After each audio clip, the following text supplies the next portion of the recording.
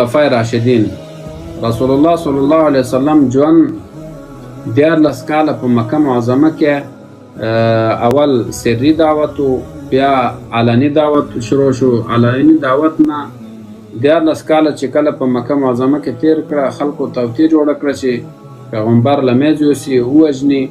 نو الله سبحانه وتعالی پیغمبر ته امر وکړه چې ته دغه ځای پرېږده، نو دې ځای نه لاړ شه.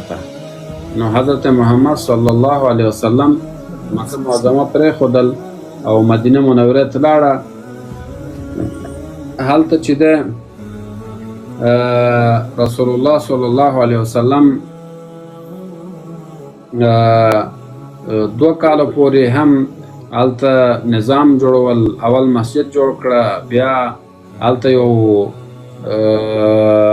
قانون اساسي جوړه کړه چې مسلمانان به د یو قانون د سورې تر لاندې به هغوی هم مسلمانان هم مسیحیان هم یهود یو ځای به ژوند کوي، هغوی او یو بل به احترام به کوي او د یو بل حقوقو درناوی به کوي.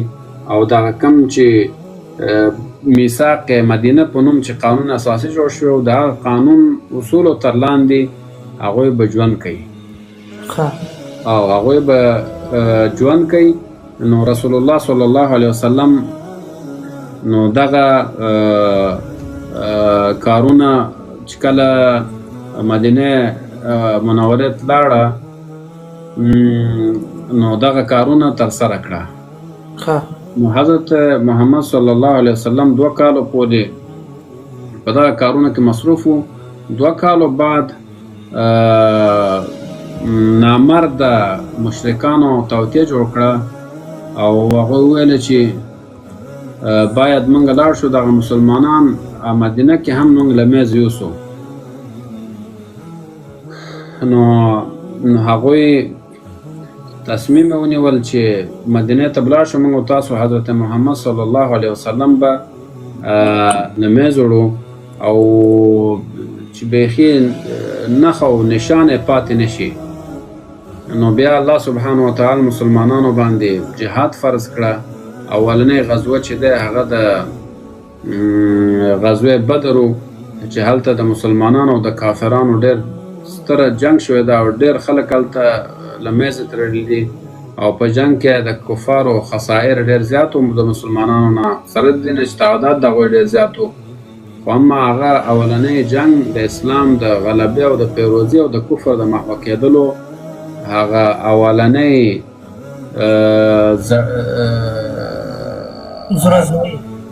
څنګه منظور ازمایي او اولنۍ هغه زور ازمایي و چې څنګه چې یو سړی یو غټ ونه په نیت چې دی هغه اول هغه خسته چې زړی اولنۍ زړی و چې هغه هلته کېښودلی شو مسلمانانو. نو په مرور د زمان سره هغه ډېر ښایسته ثمرت ورسېده. بالاخر موږ تاسو راشو چې ډېر زیات سختیانې وې. پیغمبر صلی الله علیه وسلم هلته د دولت اسلامي تاسیس وکړه او هغه دولت اسلامي رئیس په خپل پیغمبر و او 4 وزیران درلودل. نو په هغه کې چې د حضرت ابوبکر صدیق رضی الله تعالی عنه، عمر رضی الله تعالی عنه، علی رضی الله تعالی عنه او حضرت عثمان رضی الله تعالی عنه دا د پیغمبر هم مرستیالانو او هم وزیرانو هم ملګری وو اصحابو. نو د دیني لحاظ سره اصحابو او دنیوي او سیاسي لحاظ سره دا وزیرانو او بیا نور ډېر صحابه کرامو چې هغوی هم مختلف دندې درلودل. نو د پیغمبر په وخت کې د اسلامي حکومت 3 هغه اساسي او بنیاد کېښودلی شو. اول قانون اساسي جوړ شو، هغه سټرکچر هغه تشکیل د حکومت جوړ شو او حکومت هم عبارت و د پارلمان نه او د ستر محکمې نه او د عدلي او قضایي ارګانونو نه. او دغه شانته د دولت تشکیل چې اسلام او د پیغمبر په زمانه کې اول کېښودل شو، داسې دولت هیڅ دنیا کې نه و. داسې بیت المال به هغه د بیت المال پشتوانه و هغه اکمالات عقبی به چې وو هغه د مسلمانانو زکات او عشر او دینه به کېدل، صدقاتونه به کېدل، هلته بیت المال ته پیسې راتله، زکات به راتله، عشر به راتله او صدقې به راتله. نو دا په فقراو توزیع کېدل، یا کله ناکله چې جنګ به و د اسلام په سربازانو به دا مصرف کېدل. نو دا بیت المال او ستره محکمه هغه په خپل مسجد نبوي چې د ستره محکمه والته قاضي رسول الله صلی الله علیه وسلم او د الله د وحی په اساس د خلکو فیصله به کېدل په اساس د انصاف او عدالت باندې. او کم چې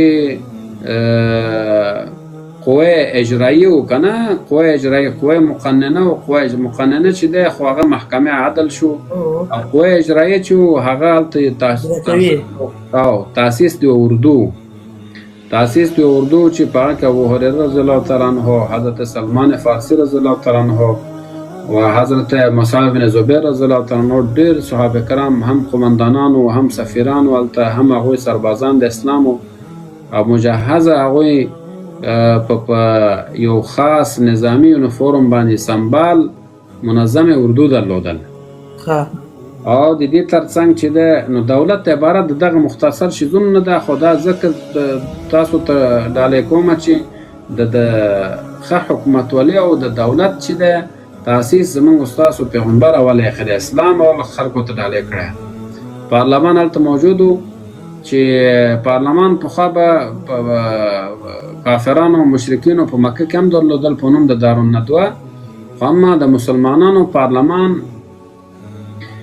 رئیس د پارلمان په خپل پیغمبر صلی الله علیه وسلم په هغه کې هم خویندې وې، صحابیات وې، هم صحابه کرام به وو. په مختلف قضایاو د مسلمانانو کې د هغوی نه به مشورې اخیستل کېده او هغوی به راغوښتله د ښځو په چارو کې چې ده حضرت حفصه رضی الله تعالی عنها، عایشه رضی الله تعالی عنها او نور صحابیات، نو هغوی به راغوښتل کېدل د ښځو په چارو کې، د ښځو په موضوعاتو کې د هغوی نه مشورې به غوښتل کېده چې دا مسله چې ته ښځو ته پېښ شي څنګه به کېږي. نو هغوی به مشوره ورکړه د الله پیغمبر ته، نو په اساس د مشورې او د خلکو په خیر او ښېګڼې باندې هغوی به پرېکړې کول پارلمان کې.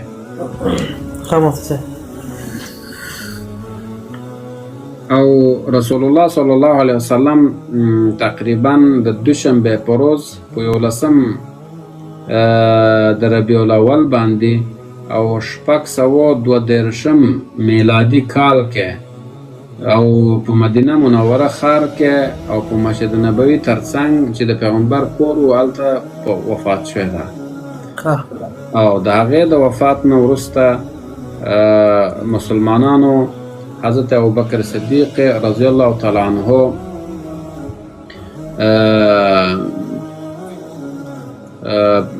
د پیغمبر صلی الله علیه وسلم زایناست انتخاب کړه.